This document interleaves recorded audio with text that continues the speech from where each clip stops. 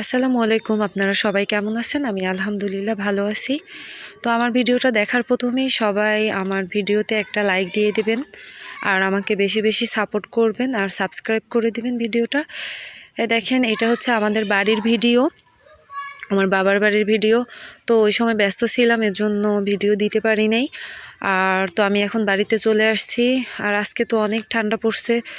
তো তা যাই হোক, এই যে দেখেন ওদের বাবা আমাকে আনতে গেছিল হঠাৎ করে, কারণ সে না বলেই চলে গেছে তার শ্বশুরবাড়িতে। এর জন্য আম্মু আবার সকালবেলা এই যে ভাপা পিঠা বানাচ্ছিল।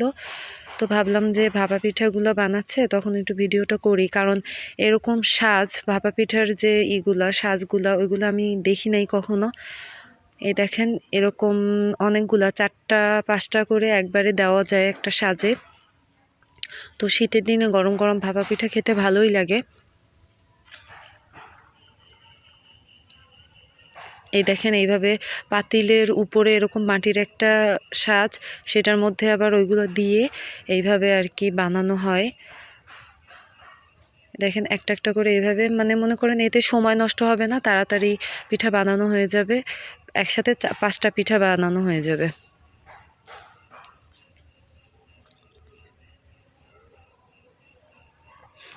তো জামাই গেছে যখন, তখন তো আর পিঠা একটু খাওয়ানো লাগে, মেয়েকে যা খাওয়াইছে।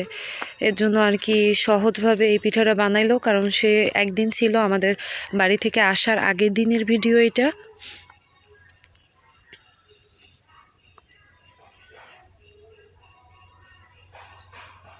পিঠাগুলো মাশাল্লাহ ভালোই হয়েছে, খেতেও ভালো লাগছিল পিঠাগুলা।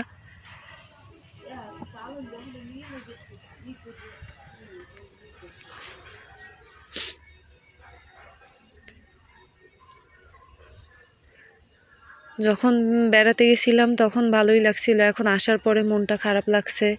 তো এইভাবেই তো মানুষের জীবন, এক জায়গায় তো আর সারা জীবন থাকা যায় না। তো এইভাবেই থাকতে হয়, বেড়াতে যেতে হয়।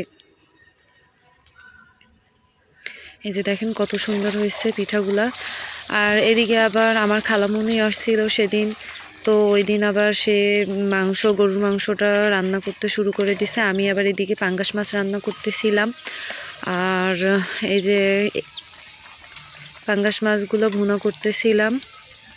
আর এদিকে এই যে রোস্টের জন্য মাংসগুলো ধুয়ে গুছাই রাখছে আম্মু। তো সব ভিডিও তো আর দেওয়া যায় না, সব রান্নার ভিডিও, এর জন্য আর কি সব কিছু দেখাতে পারি নাই। এই দেখেন এই যে সব আইটেম এখানে সাজাই রাখছে, খাওয়ার আগের ভিডিও এটা।